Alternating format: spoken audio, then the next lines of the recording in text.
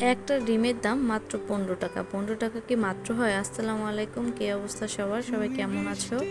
আমরা খুব ভালো আছি। তো আজকে বাজার থেকে অনেকগুলো ডিম নিয়ে আসছে। আর বাসায় যেদিন ডিম না থাকে সেদিন মনে হয় ডিমটা আরও বেশি প্রয়োজন হয়। বাচ্চারাও বায়না ধরে ডিম দিয়ে বিভিন্ন জিনিস খাওয়ার জন্য।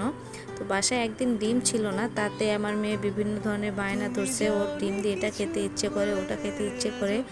যাই হোক, ডিমের দাম বেশি তাই ভাবছি যে ডিম বাসায় আনাবো না, ডিম ছাড়াই চালিয়ে দিব কোনোভাবে। কিন্তু বাচ্চাদের আবদারে আর পারলাম না। তোর বাবা অনেকগুলো ডিম নিয়ে আস থেকে আর কি। তো ডিমগুলো আমি কিছুটা বক্সে রাখছি আর কিছুটা পলিথিনে আমি ফ্রিজের মধ্যে রেখে দিয়েছি।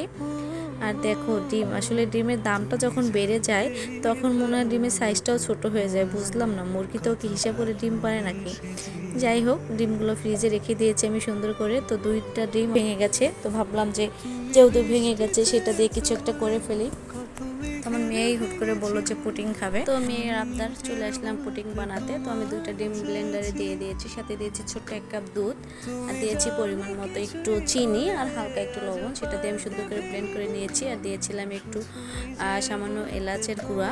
এলাচের গুঁড়াটা দিলে কি হয়, ফ্লেভারটা খুব সুন্দর আসে, সাথে ডিমের যে একটা আলাদা গন্ধ থাকে সেটা হয় না, আসে না আর কি। যাই হোক, আমার সুন্দর করে আমি একটা বাটিতে ঢেলে দিয়েছি। আমি ছোট্ট একটা বাটিতে অল্প পরিমাণ একটু ক্যারামেল বানিয়ে নিয়েছিলাম। আর ক্যারামেলটা মনে হয়েছে একটু বেশি হয়েছে, ওটা কোনো ব্যাপার না, 2-1 দিন একটু ভুল ত্রুটি হইতেই পারে। তো আমি কিন্তু চুলায় বসিয়ে দিয়েছি পুডিংটা হওয়ার জন্য। আর মেয়ে ধারে কান্না করতেছে পুডিং খাওয়ার জন্য, দেখো।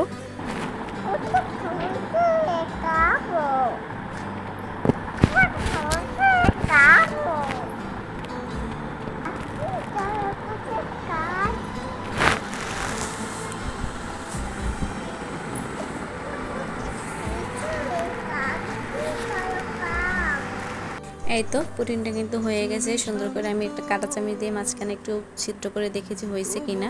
তো মেয়ে কান্না করতেছে, তো তাড়াতাড়ি করে আমি চুলা থেকে নামিয়ে একটু ফ্রিজে রেখে দিয়েছি। এই যে দেখো, আমার ফ্রিজটার কি সমস্যা হয়েছে বুঝলাম না, এত বরফ পড়ে ফ্রিজে। একদিন যদি ফ্রিজের ডয়ারটা না খুলি পরের দিন খোলা যায় না, দা বটি নিয়ে নামতে হয় ফ্রিজের ডয়ার খোলার জন্য। যাই হোক, আমি 5 মিনিট একটু রাখছিলাম পুডিংটা ফ্রিজে, তারপরে কিন্তু বের করে নিয়েছি। এই যে দেখো, মাশাআল্লাহ পুডিংটা ভালোই হয়েছে, খারাপ হয় নাই। যেহেতু বেশি ঠান্ডা হয় নাই, তো একটু আস্তে করে কাটতে হবে। তো কাটতে গিয়েও তারপরে এক পাশে একটু নাড়া লেগে একটু ভেঙে গেছে, ছুরিতে লেগে আর কি। আর আমার মেয়ে বলতেছিল সে নিজেই কাটবে, তো আমি মেয়েকে কেটে দিলাম। মাশাআল্লাহ, আমার মেয়েটা এত বড় হয়ে গেছে, সে বলে যে সে নিজে একাই খাবে হাত দিয়ে, আমার তাকে খাইয়ে দিতে হবে না। মেয়ে আমার খাচ্ছে আর নাচতেছে আর বলতেছে যে মজা, খুব মজা হয়েছে। অল্পতেই বাচ্চাটা কতটা খুশি হয়ে যায়, তাই না?